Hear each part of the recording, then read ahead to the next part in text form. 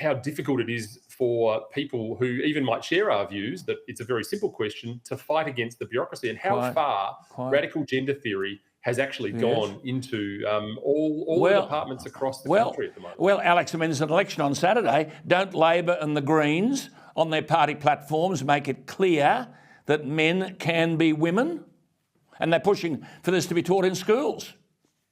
Yeah, that's right. And look, I believe that's the case. I haven't actually physically, I don't spend a lot of time trawling through the Greens website. It'll surprise you to know, but I think that's right. I mean, there is this strange development. It's almost the last 5 years where it's become almost controversial to say a woman was born a woman. That's almost inconceivable 5 years ago if you think back to it. So what it highlights is how slippery this slope is when it comes to neo-Marxism, radical gender theory. The reality here is, Alan, that Australians are asleep at the wheel, conservatives in particular. It may seem petty. I have a lot of friends and colleagues that almost turn their nose up at fighting the culture wars. But we all know that politics is downstream from culture. These things are eating away at the fabric of our society. Can I congratulate you for saying, this is Senator Antic, the man you're seeing on your screen, said this: men can dress however they like, they can wear makeup, grow out their hair and do whatever else they like. But the ideological driven and unscientific belief that changes to their appearance actually makes them women can't be allowed to continue its march through our institutions, unquote.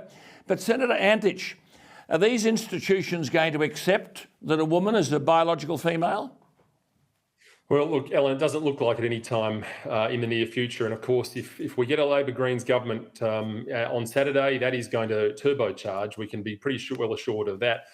That is the frightening thing for me. It's not even so much the responses I was getting. I asked DFAT the same question, by the way, because there are a lot of gender programs, of course, on an international level. And once again, it was taken on notice. I mean, what that means for your viewers, of course, is I can't tell you now, I'll get back to you in a month.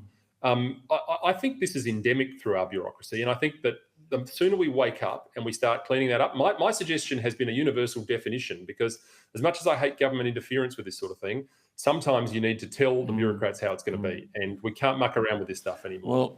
Well, there you are. We're going to talk a lot more to this man on the program. I mentioned earlier, does the Liberal Party have ability in the Parliament? Shouldn't has. Here's this man here. He's got plenty of it. I should just make one point.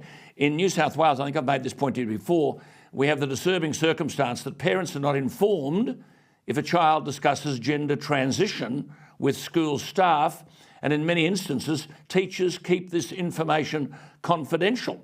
And people are saying to me, being kept in the dark has become a family destroyer.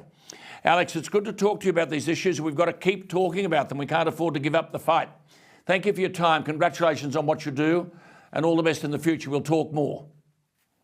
Thanks, Alan. Great to be with you. Not at all. There he is, Senator Alex Antic, Antic, South Australian Senator.